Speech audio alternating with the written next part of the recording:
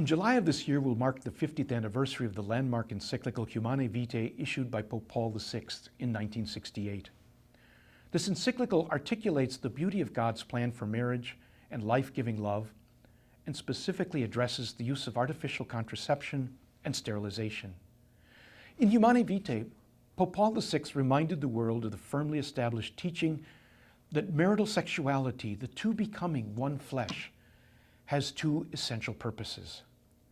The first purpose is the deepening of the union of the couple, brought closer and expressing their love with their whole selves. The second purpose of the spousal embrace is to work with God as stewards of His creation, to willingly participate with Him in His creative act. That means that the married couple is always open to new life as a part of the marital embrace. When we recognize these two essential purposes of God's design for husband and wife, the union of the spouses and procreation, we see how detrimental it would be to the very core of the relationship between man and woman for one of these purposes to be willfully inhibited. For this reason, our faith recognizes that any form of artificial contraception, as well as sterilization, contradict the very plan of God built into our nature. 50 years ago, when he formulated this document, the Holy Father cautioned that the consequences of us losing sight of the twofold purpose of God's plan for spousal love would be serious. He foresaw back in 1968 that despite the best of intentions, widespread use of contraception would result in a degradation of morality throughout society in a way that would particularly impact our young people and increase marital fidelity.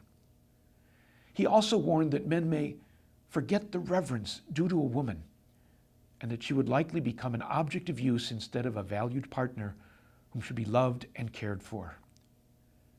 Finally, he predicted that governments and those in power might impose upon the rights of a husband and wife by mandating the use of contraceptives and sterilization. As we look around ourselves today, if we're honest with ourselves, we can recognize the truth of Pope Paul VI's words. As the world has attempted to redefine God's plan for married love, each of these predictions has tragically come to pass. This serves as a reminder to us of the importance of attending to God's will in all things. He is love.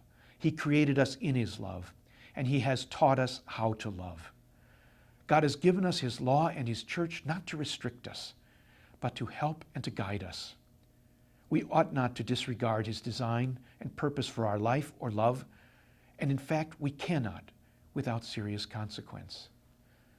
In Humanae Vitae, the Holy Father acknowledges that this teaching is not easy, especially in a world that has distorted sexuality to such an extent that its true purpose is no longer understood.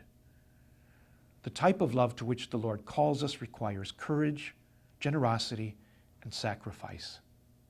Many with good intentions have lived in marriage, not knowing or understanding the teaching of our faith because it is spoken of and taught too rarely and in truth, often without confidence.